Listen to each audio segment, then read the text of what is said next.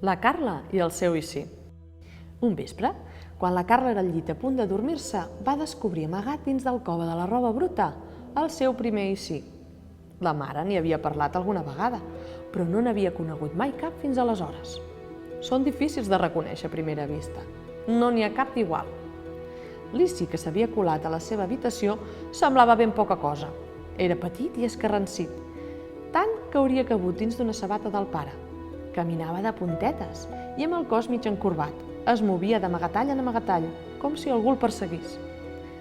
Tenia una cara divertida, amb un nas gros i boterut, i uns ullets petits i brillants que miraven desconfiats d'aquí cap allà. «Es pot saber què hi fas amagat dins del meu cove?» li va preguntar la Carla. «Que ets un follet?» L'Issi, al sentir-se descobert, va obrir uns ulls com unes taronges i va córrer a amagar-se darrere el coixí de la Carla. «Xxt! No parlis tan fort! I si els teus pares et senten?» va dir amb un fil de veu. «Em dic per si de cas. Soc un Issi i he vingut de visita». «Ets un Issi?» va saltar la Carla. «La mare sempre diu que sou molt pesats i que millor no fer-vos gaire cas». «Què vols dir?» va replicar per si de cas. «Sort n'hi ha de nosaltres. Faríeu cada disbarat si no hi fóssim». «No sé si faig bé, de parlar amb tu», va badallar la Carla. L'Issi la va acompanyar a part de la nit i tot l'endemà. En per si de cas, la seguia allà on anava, amb un Issi per cada cosa. I si t'equivoques? I si no volen jugar amb tu? I si...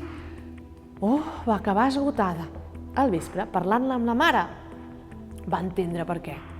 I és que els Issis ens provoquen una mica d'ansietat i d'angoixa, i són dues emocions molt desagradables i que cansen molt.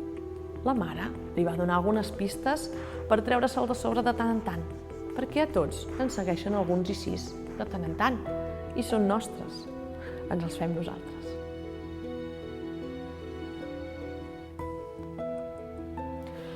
Escolta, per què no participeu amb la vostra escola al concurs BBVA de dibuix escolar?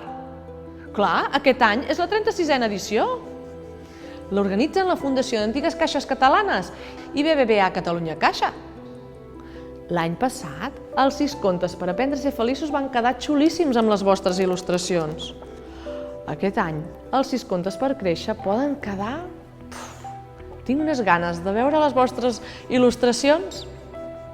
I és molt fàcil, Només heu d'entrar a la web i buscar els contes, fer uns dibuixos i participar en el concurs.